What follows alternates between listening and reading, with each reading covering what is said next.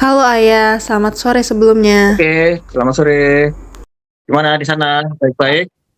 Alhamdulillah kabar aku di sini baik-baik aja, aku sehat. Kalau Ayah di sana gimana? Ya, baik, alhamdulillah. Gimana? Oke, jadi di sini Ayah sebagai narasumber, aku ingin menanyakan beberapa pertanyaan tentang dunia digital terhadap hubungan orang tua dan anak. Nah, jadi sebelum kita lanjut ke topiknya, seperti yang kita tahu, teknologi sekarang itu kan udah jadi bagian dari hidup kita banget ya. Nah, dari komunikasi, belajar, sampai kerja, pokoknya semua itu udah serba digital. Nah, tapi meskipun teknologi ini udah bisa dibilang mendominasi di kehidupan kita sehari-hari, pasti ada juga tantangannya. Nah, tantangan tersebut yakni ada dalam hubungan keluarga atau hubungan antara orang tua dan anak. Nah, kali ini aku bakal menanyakan beberapa pertanyaan soal gimana sih teknologi memengaruhi hubungan orang tua dan anak, dan juga gimana cara kita bijak menghadapi konten negatif di internet, dan yang terakhir gimana teknologi ini bisa membantu pendidikan dan karir. Pertanyaan yang pertama, bagaimana sih dampak positif dan negatif teknologi terhadap hubungan antara orang tua dan anak, terutama dalam Oke. perantauan? Mungkin dalam perantauan ini kakak Faya di lokasi sana ya, di Semarang. Ayah di sini ada dampak-dampak positif dan negatif menurut Ayah. Jadi pertama Ayah coba beri apa ya pandangan secara dampak positifnya. Dampak positifnya yaitu salah satunya Ayah bisa berkomunikasi secara real time dengan kakak Faya, meskipun berbeda jarak, beda kota, tapi kita bisa berkomunikasi melalui telepon, video call, atau chat, teks ya, teks dengan message di WhatsApp atau SMS atau yang lainnya. Itu salah satu dampak positif sehingga kita tetap bisa berkomunikasi dan berinteraksi secara real time. Ya, yang kedua juga kita bisa melakukan apa ya? Intinya seperti transaksi atau kirim dokumentasi melalui email atau sekarang ada m-banking secara digital. Itu transaksi keuangan secara digital pun sangat membantu juga karena kita tidak perlu harus menitipkan ke pihak ketiga, tapi kita bisa dapat bertransaksi secara langsung real time dengan menggunakan fasilitas digital yang disediakan oleh misalnya bank atau yang lain seperti itu. Misalnya dalam urusan dokumentasi juga kita bisa melakukan saling tukar informasi melalui email atau bisa juga dikirim melalui aplikasi yang tersedia untuk mengirimkan dokumen. Itu salah satu dampak positif. Tapi selain itu ada juga dampak negatif dari uh, ke, keterbatasan dengan berkomunikasi hanya melalui digital, yaitu kita tidak dapat berinteraksi secara langsung. Misalnya ayah tidak tahu kakak saya di sana sedang apa saat ini juga, sehingga harus menghubungi dulu untuk mengetahuinya. Tapi jika kita di tempat dan waktu yang sama, mungkin saat itu juga real time kita bisa saling mengetahui apa yang terjadi. Dalam hal ini juga sebagai orang tua tentunya ayah tidak bisa mengetahui kondisi kakak saat ini juga, saat itu juga, di saat dimana sesuatu terjadi sebelum kita melakukan kontak atau sebelum kakak menghubungi ayah dulu gitu, sehingga tidak real time. Sehingga kalau misalnya terjadi hal-hal yang emergensi, ya mungkin agak sedikit terlambat karena harus diinformasikan terlebih dahulu dari sisi orang tua dan sebaliknya. Mungkin kakak saya juga tidak tahu kondisi orang tua di sini secara real time karena bagaimana untuk mengetahuinya ya harus dihubungi dulu dan itu pasti sudah terjadi. Dalam hal ini informasi yang didapat ya sedikit terlambat meskipun memang bisa dapat mengetahuinya. Ya itu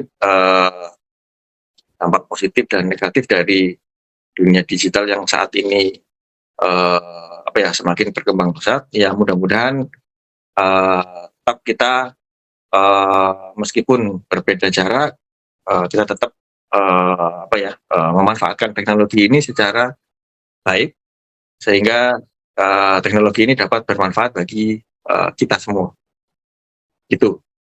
Baik, jadi dari yang Ayah udah bilang tentang dampak positif dan negatif teknologi terhadap hubungan orang tua dan anak, yakni dampak positifnya kita tetap bisa menjaga harmonisasi dan silaturahmi antar keluarga dengan cara chat, telepon, serta video call.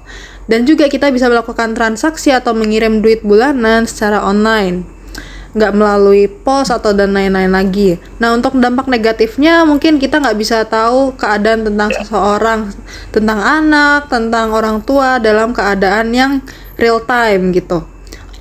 Nah, kita lanjut ke pertanyaan yang kedua. Seperti yang kita tahu, kan teknologi mulai dinikmati oleh setiap kalangan, dari yang muda sampai tua. Nah, biasanya ada nih berita palsu atau yang dikenal hoax, kan targetnya orang tua yang gaptek teknologi, maupun individu yang tidak kritis dalam menggunakan teknologi. Nah, sebagai orang tua yang melek teknologi, gimana sih cara menanggapi maraknya hoax dan bagaimana caranya bijak dalam bermedia sosial agar tidak mudah termakan hoax? Barangkali mungkin Ayah punya tips untuk menghadapi hoax. Oke. Mengenai berita hoax atau penipuan atau yang lain-lain, itu sebenarnya tergantung dari kita sendiri, entah itu orang tua, entah itu anak remaja, anak dewasa, anak kecil, itu bagaimana menyikapi berita tersebut, termasuk berita yang benar ataupun berita yang tidak benar. Ya, salah satunya kalau orang sudah dewasa, orang sudah mengetahui hal tentang berita-berita yang bisa menyebabkan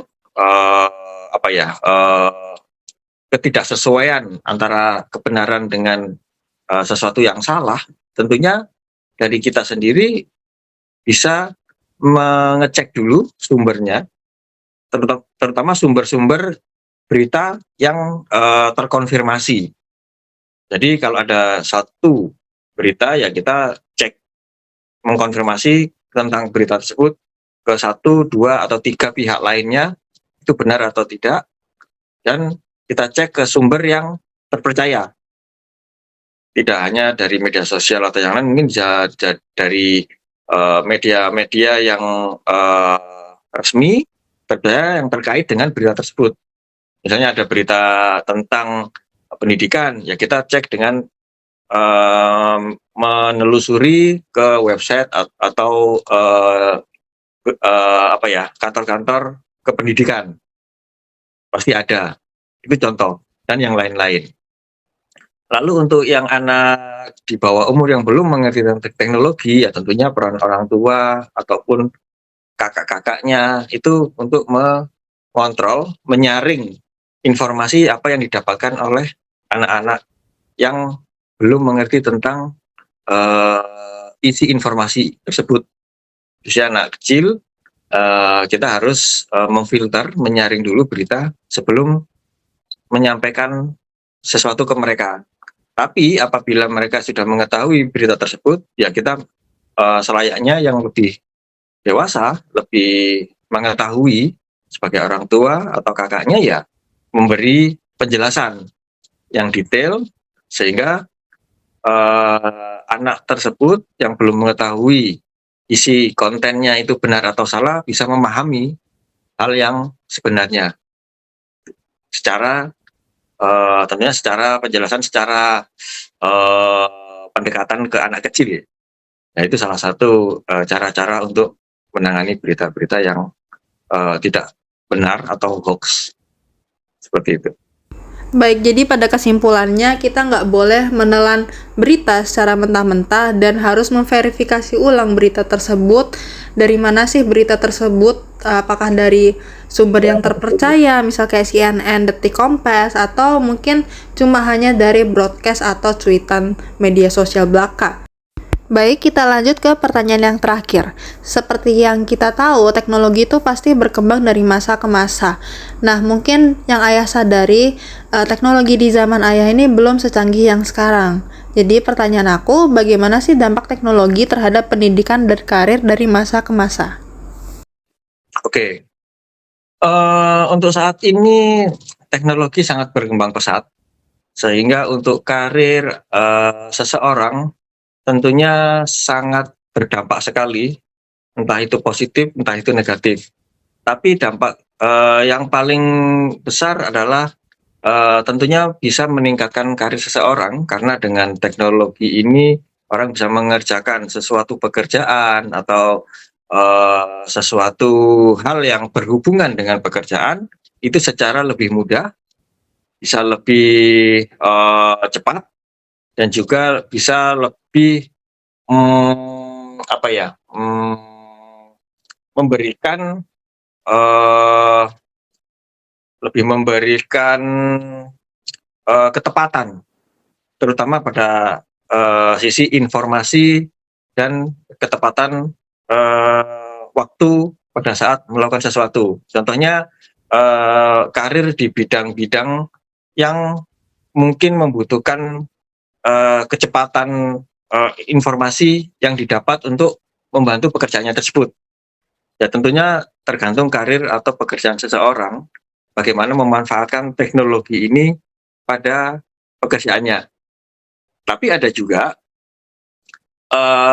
dampak negatif dari teknologi ini terhadap karir seseorang jika tidak, apa ya, tidak tepat dalam memanfaatkan teknologi ini pada, kehidupannya. Ya contohnya seperti tadi itu, ada berita bohong atau berita hoaks yang, ambil tanpa disaring, tapi dijadikan referensi pada pekerjaannya, sehingga pekerjaannya, akan, mendapatkan apa ya, dampak yang tidak sesuai dengan apa yang diharapkan atau ekspektasinya tidak sesuai apa yang diinginkan dari, pekerjaan yang harus dilakukan tersebut.